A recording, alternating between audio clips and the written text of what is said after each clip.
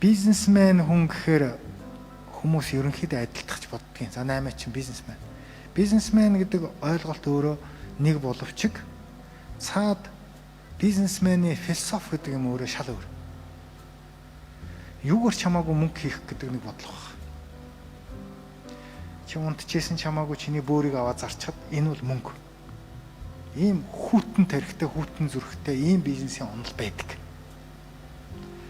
Энэ бол хувь хүний өөрийн хүмүүжил, ертөнцийг үзэх үзэл бодлоос хамаарж байгаа ялгаа.